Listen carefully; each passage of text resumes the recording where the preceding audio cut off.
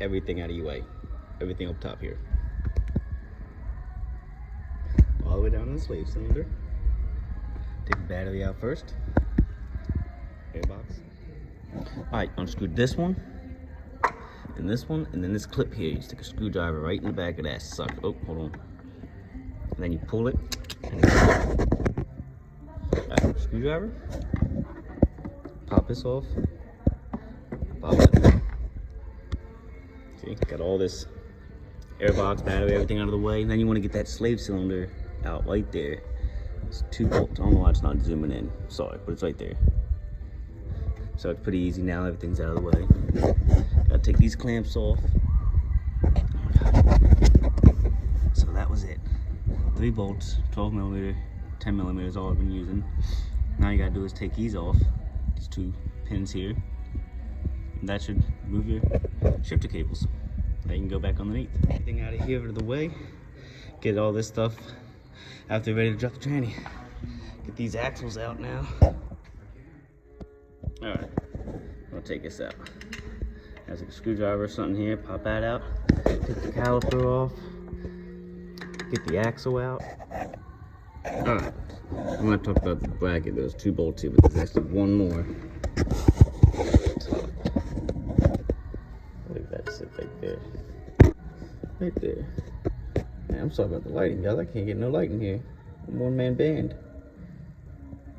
Right there. Alright. Now, it's a loosey-goosey guy. So I'm gonna pull that axle. Alright, see, I took this little piece out here, pulled the axle right out of there. Woo. Take that ball joint. Oh, God, keep doing that. I take this ball joint out here. It's just nice to have one of these guys. Pop that sucker right out of there. You wanna take this out too. Be careful, it's got, you know, threads on it. Not threads, but you know what I mean. Little key jointies. Then that gives that space to go up and down. So you can do that, and that axle should come out. But you don't want to pull it like this, because then it'll come out like not good. Alright, so that's out of there. It's pretty simple. And now you can see you got more room to drop the subframe and drop the transmission. A little bit easier for you. Now I think it's time to just drop the subframe. Alright, in order to get that bolt out, I don't know why it's not zooming in. With that back transmission bolt, you gotta take this manifold off here. I kind of bungeed it. I'm trying to do it without dropping the subframe because I can't get that out still. Kind of rusted in there, kind of fucked me over. I messed with that bolt for about 3 hours now. But yeah, let's see if I can do it without dropping the subframe. I just got to get the last bolt out. Down in here, you got a little spot for a screwdriver or anything, really. You want to get that away from the motor. Make sure you got wood or something holding your motor up. You kind of go around it. See how loose that is? Comes off the tranny. Okay, I ended up taking the mounts out that go here. They go right down here and bolts are in here. And there they are.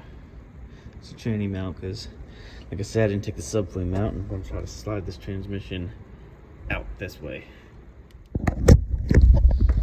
After I moved all the little stuff. Right here on the subframe, you take these 2 mounts out, and then you have just enough room to shimmy the transmission. See, there's the motor, see the flywheel, there's the transmission. You just slide it over and you can actually see how I have it sitting on the subframe. So I didn't have to drop it or anything, just shimmied it over, sat it down, and I already got pressure bearing and everything out of there. And then you see some JB weld because the bearing, last time I did it, poked a hole in it and it was leaking, and that actually held up for about 50,000 miles. And it's still there, it's still good. So now all I gotta do is take the flywheel off. I wasn't gonna take it off, but you can see it's in pretty bad shape. so might as well. 17mm sockets. Looks like about 8 of them, so not a big deal. But yeah, that's how I'm doing a 2006 Acura TSX clutch repair, removal, and reinstall. So when I get the new one in, I'll just shimmy that right back over and bolt it all back up. I don't gotta drop the subframe. I don't gotta freaking deal with all that other crap. I did before the last time I dropped the subframe, and it's more than just them 10 bolts. I mean, you gotta move the exhaust, you gotta move like all this crap out of the way, and it's just a freaking nightmare. But taking all the bolts off the transmission, you need to have a look right here, if you know what I mean, the driver's side. You got this was seized up on me. Tried to cut it off, it didn't work, so that's what I did without dropping the subframe. Right where that it's sitting right in here is them 2 transmission mounts, and you get them out from underneath the subframe, them holes, and then there they are. So pretty simple. That way you got the room to slide this transmission over and sit it right on the subframe without dropping it. You know, just basic, take all this other crap off, yada yada, and there you go. Oh, and I took this off too.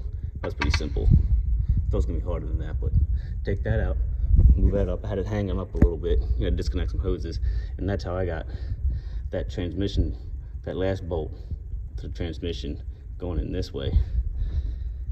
And that was pretty much it. Didn't have to drop the subframe or nothing. Put it back together. So I take this stuff off. All right. Well, the tricky part about getting out this way, you can't use your air tool because you can't get anything in there. So I popped something on the flywheel on the ground to hold the flywheel as I get my socket in there like that to get the flywheel bolts off, because the flywheel will turn, so you gotta figure that out. I just so happen to find this thing. It works out pretty good. Put everything out. The problem was that's the second time that pressure release bearing broke on me. Pieces. That's why it wasn't working good. This was a stage 3 clutch.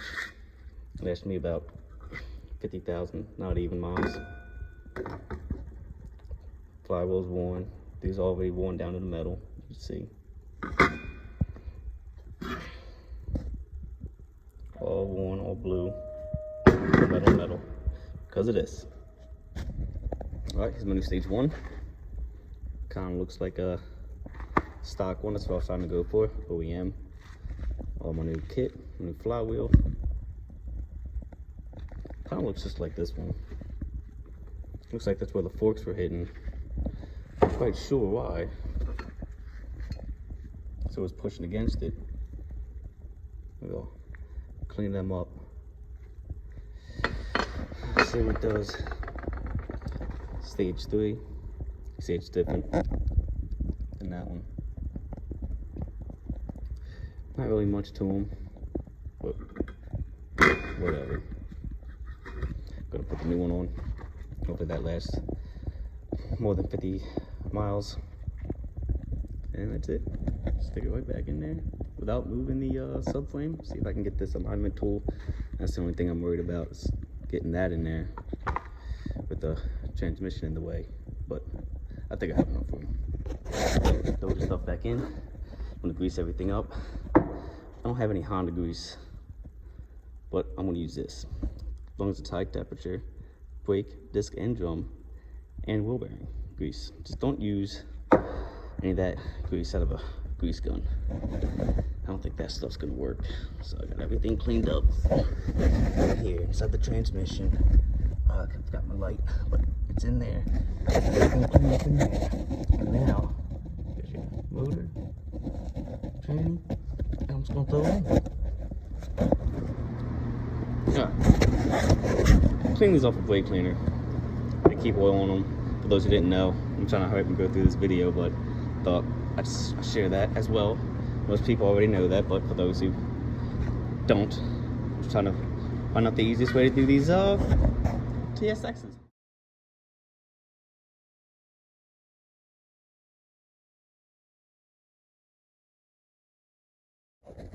Alright guys, transmission is back in. Get them all bolted down. Well, no, that's not that. These bolts over here. It's all bolted down. Everything went in pretty smooth. So yeah, all I gotta do is put this mount back in where these holes were, like I told you. They go right in there. Oh god, right in here. For those who see. 1, 2, 3, 4.